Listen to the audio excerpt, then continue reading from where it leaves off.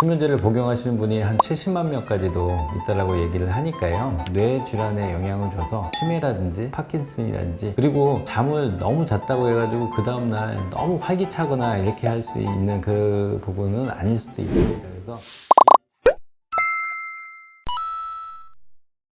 네, 안녕하세요, 원장님. 네, 안녕하세요. 네. 요즘 같아서는 또 일도 많고 스트레스도 있고 만성 피로를 저도 이제 가지고는 있는 것 같습니다. 네. 수면장애라고 얘기를 하면 인구의 한 3분의 1이 수면장애에 대해서 얘기를 하시는 분들이 있으십니다. 그래서 수면제를 복용하시는 분이 한 70만 명까지도 있다라고 얘기를 하니까요. 수면장애라고 얘기를 하는 거는 잠이 몸을 정화시키거나 청소시키거나, 그리고 이제 재충전할 수 있는 그런 작용을 하는데, 이 수면이 방해가 되거나 한다면 우리 몸에서 노폐물이나 이런 거를 청소할 수 있는 작용이라든지 재충전할 수 있는 그런 부분들이 많이 없어집니다. 그래서 우리가 가지고 있는 기저질환, 당뇨라든지 혈압이라든지 이런 부분들을 조금 더 상승시키는 그런 부분들도 있고요. 당연히 수면 장애가 있으면 짜증이 많이 난다든지 피로하다든지 이러한 증상들이 이제 생기고, 뇌 질환에 영향을 줘서 치매라든지 파킨슨이라든지 이런 증상에도 영향을 주기도 합니다.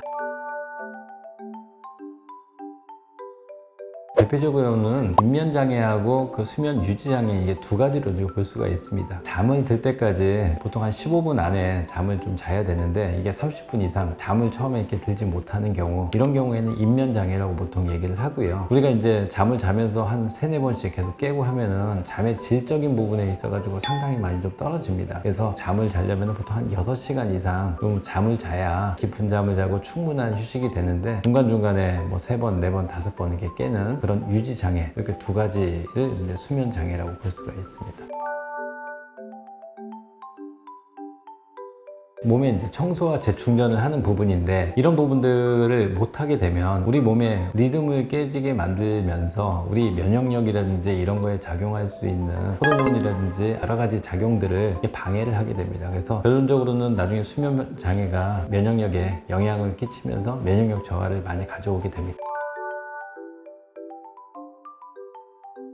잠을 몰아서 자는 거는 우리가 이제 자고 나서 다음 잠을 잘 때까지가 보통은 수면에서 한 17시간 정도가 가장 적당하다라고 이렇게 봅니다. 그리고 잠을 이렇게 몰아서 자게 되면은 리듬이나 이런 게 깨지는 경우도 많이 있습니다. 물론 이제 너무 피곤해가지고 어느 정도 될 수가 있겠지만은, 몰아서 자는 게 이제 패턴화 되거나 습관이 되거나 이제 그렇게 해야 이제 풀린다라는 이제 또 생각을 가게 되면은 오히려 또 피로를 누적하게 하거나 더 면역력을 저하시킬 수 있는 하나의 또 패턴이 될 수가 있는 거기 때문에, 너무 그렇게 잠을 몰아서 자는 습관을 가지시면 안 되겠습니다.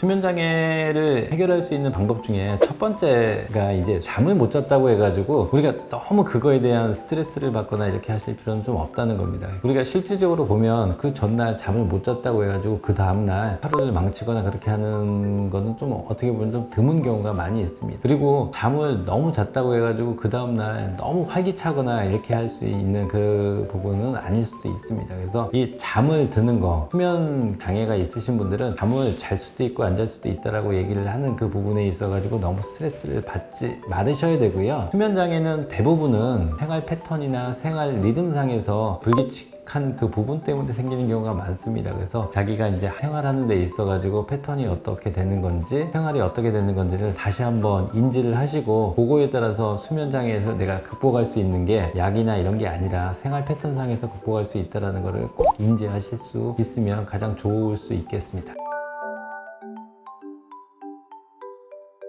첫 번째가, 되도록이면 일찍 주무시는 게 가장 좀 좋습니다. 일찍 주무시려고 노력을 좀 많이 하셔야 되고요. 너무 늦게 주무시거나 너무 늦게 일어나게 되면은 아침이 아니라 점심을 먹게 됩니다. 점심을 먹게 되면은 또 저녁이 늦어지고요. 저녁이 늦어지면 또 야식을 먹게 됩니다. 야식을 먹게 되면은 물론 뭐 살찌는 것도 있겠지만은, 이게 이제 수면을 좀 방해하는 그런 부분이 될 수가 있고요. 그리고 두 번째가 뭐냐면은 주위의 환경, 조명을 이제 바꾸는 그 부분입니다. 너무 밝으면 우리 몸에서 멜라토닌 멜라토닌이나 코티졸이라고 하는 그런 호르몬이 저녁인데도 낮이라고 이렇게 인식을 해서 잠을 이루지 못하게 하는 경우가 많습니다. 그래서 되도록이면은 잠을 주무실 때에는 최대한 어둡게 하시는 게 중요하시고요. 그리고 블루라이트라고 하는 PC라든지 핸드폰, 여기서 나오는 불빛이 호르몬에 굉장히 영향을 많이 줍니다. 이 두 가지를 주의를 하시면 좀 도움이 되시고요. 그리고 명상이라든지 부드럽게 쉬는 호흡법 같은 거, 특히 복식 호흡 같은 이런 수면 장애라든지 몸을 이완시키는 데 있어서 더욱 도움이 되시라고 보겠습니다.